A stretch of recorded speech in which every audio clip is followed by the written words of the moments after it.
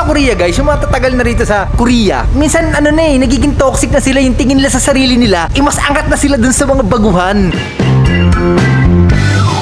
Yo, what's up guys? Me again, Rise of Vlogger. Nakakamiss yung mga ganitong mga pananalita. Akala ko kasi mag-i-stick na lang ako sa mga padabdab natin. Wala Janela in Japan eh. Hi guys, nandito nga pala ako sa ganito, sa ganyan. Forte ko kasi ito yung mga ganitong eksena eh. So, tutugunan natin ang isang request ng ating kaibigan na si Kaibigan Hezuhu. Hezuhu ha? Pakala mo talaga to?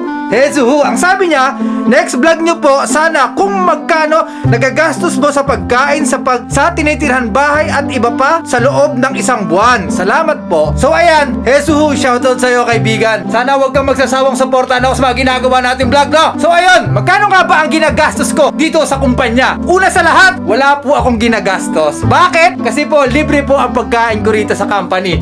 Umagahan, tanghalian, gabihan, lahat po yan ay libre. Libre po ang bahay, ang kuryente, ang tubig, ang wifi. So, saan lang ako gumagastos? Gumagastos lang naman ako sa mga extra food like prutas, alak, sigarilyo. Pero hindi na ako naninigarilyo ngayon. So, babe na tayo ngayon. Babe na lang tayo. Pero, unti-unti ko nang tinatanggal ang babe kasi nagdadagdag pa siya sa mga binabayaran ko every month. Nakakaapat na babe ako sa isang buwan. So, magkano ang isang babe? 20,000 won. 4 times 20 equals to 80,000 won. Palmanon. Hindi naman lahat ng company, no? Libre ang pagkain, libre ang tirahan, libre ang kuryente, ang bahay. So may mga company dito sa South Korea, may bayad ang pagkain. So binenasan talaga tayo, no? At sa awa ng Diyos, napunta tayo sa libre lahat. 2 taon pala ako dito sa South Korea. Nakapagpundar na ako ng bahay. So ang bilis kong nakaipon kasi halos wala akong ginagastos dito sa kumpanya. So ang gastos ko lang talaga ay yung mga pagkain ko. So lagi kasi ako bumibili ng prutas guys Mahilig ako sa prutas kasi nag-i-invest din ako sa sarili ko kasi kapag ako ang nagkasakit, wala na, finish na. So papakita ko sa inyo yung laman ng rep ko. Baka hindi kayo naniniwala namibili ako ng prutas Hindi kayo naniniwala? Patayin ko tong vlog na to. Refrigerator reveal tayo. So, bubuksan na natin ang ating rep. Ayan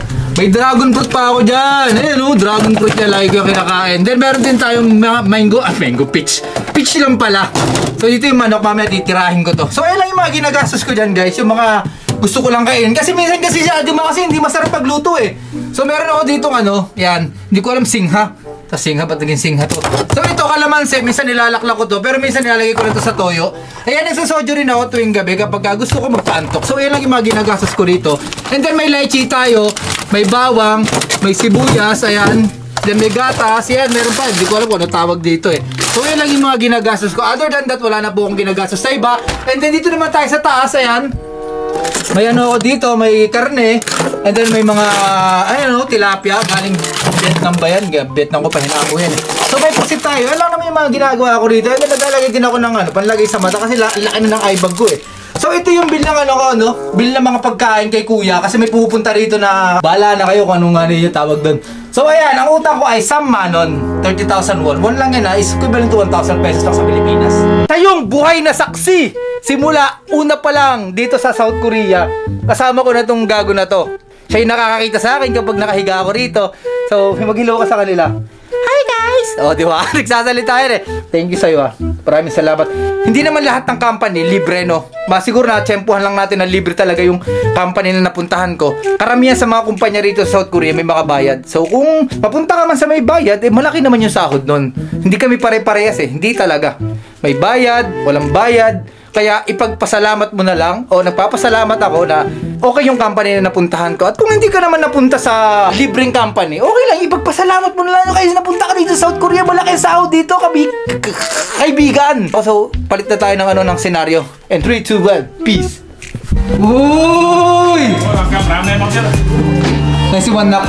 Uy! Uy! One knock! One knock! One knock! Wow! Ay!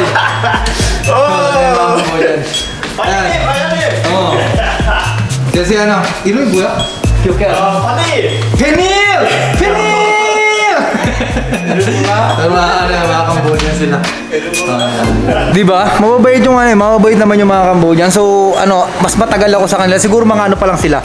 Mga 1 taon, ganyan. Magwawalong taon na ako dito sa company. So, kailangan natin makisama ng maayos, diba? Hindi naman porke matagal na ako sa kumpanya, isisigain ko na yung mga yan. So, hindi tayo ganun. Kasi dito sa Korea, guys, yung mga tatagal na rito sa Korea, minsan ano na nagiging toxic na sila, yung tingin nila sa sarili nila, mas angat na sila dun sa mga baguhan. So hindi ganon. Para sa mga nandito sa South Korea na matatagal na, gabayan nyo yung mga bago. Huwag yung mag-ano kayo na tagapagmana kayo ng kumpanya. Hindi sa inyo ipapamana ang kumpanya, mga kaibigan, no? Pakisamahan nyo yung mga bago, turuan nyo, bigyan nyo ng magandang pakikisama. Tandaan nyo, bago kayo tumagal, naging bago muna kayo. So hanggang dito lang, guys. Maraming salamat. Rise to Vlogger ng South Korea. Share nyo tong vlog na to, ha. Peace out. Next vlog tayo. Doon naman tayo sa dental. Magpapaayos na ako ng ngipin bukas!